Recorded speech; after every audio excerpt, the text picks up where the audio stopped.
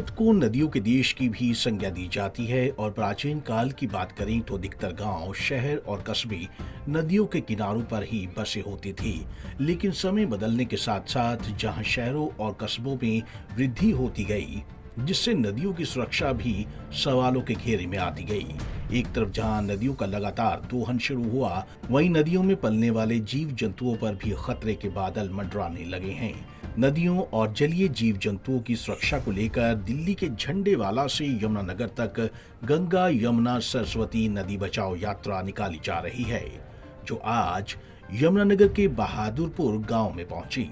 यात्रा के संयोजक राजेंद्र अटल ने जानकारी देते हुए कहा कि उनकी यात्रा का मकसद भारत की गंगा, यमुना और सरस्वती तीनों प्राचीन नदियों की सुरक्षा की जाए और तीनों महान नदियों के जल को दूषित होने से बचाया जाए और इन नदियों में किसी भी प्रकार का पोल्यूशन नहीं होना चाहिए। तीनों नदियां भारत की प्राचीन और धार्मिक महत्व रखती हैं।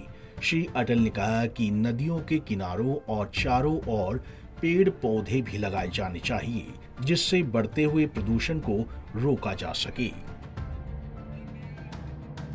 हमारा उद्देश्य ये है कि इससे पर्यावरण दिवस के अवसर पर हमारे गंगा, यमुना, सरस्वती जो भारत की तीन प्राचीन नदियां हैं, इनके किनारे वृक्षारोपण होना चाहिए और इन तीनों महान नदियों का पानी दूषित होने से बचाया जाना चाहिए, पॉल्यूशन फ्री माहौल होना चाहिए। और तीनों नदियां भारत की प्राचीन धार्मिक सांस्कृतिक महत्व रखती हैं। इन नदियों को आपस में सड़क मार्ग के द्वारा सुविधापूर्वक हाईवे बना के जोड़ा जाना चाहिए, जिससे हिमाचल, कश्मीर, उत्तर प्रदेश, हरियाणा, उत्तराखंड एक साथ जुड़ जाए और 2-3 घंटे के अंदर की यात्रा सामूहिक रूप से की जा सके।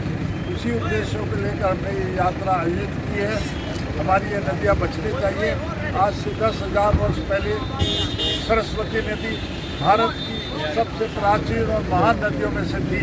8 किलोमीटर की तो इसकी चौड़ाई होती थी और आज ये 80 फुट जमीन के अंदर नीचे बह रही है। राजस्थान के अंदर भी इसमें ट्यूबवेल लगाकर पानी का उपयोग किया जा रहा है। ऐसी महान नदी लुप्त हो गई भारत से, तो गंगा और यमुना भी लुप्त होने के कगार पर खड़ी हैं। इनका संरक्षण होना बहुत आवश्यक है। उसके लिए चारों ओर नदी के किनारे पेड़ लगे, जल को दूषित होने से बचाया जाए। हम देखते हैं गंगा के अंदर अनेक फ्लश की नालियाँ डाली जा रही हैं। भिन्न भिन्न शहरों में कूड़ा कचरा नदियों के अंदर डाला जा रहा है। ये बिल्कुल भी स्वीकार्य नहीं है। हमारा समाज, हमारा देश उसको बिल्कुल स्वीकार नहीं करेगा।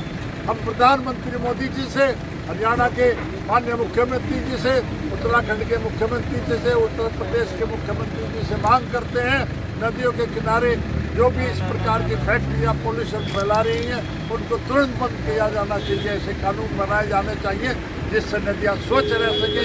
और वृक्षारोपण के लिए हम सबसे प्रार्थना करते हैं, नागरिकों से प्रार्थना करते हैं, अधिकारियों से प्रार्थना करते हैं, विश्व पर्यावरण दिवस पर वृक्षारोपण लगाने की प्लान करें और जुलाई का महीना आ रहा है, उस समय वृक्षारोपण करें। इस यात्रा का उद्देश्य यही है।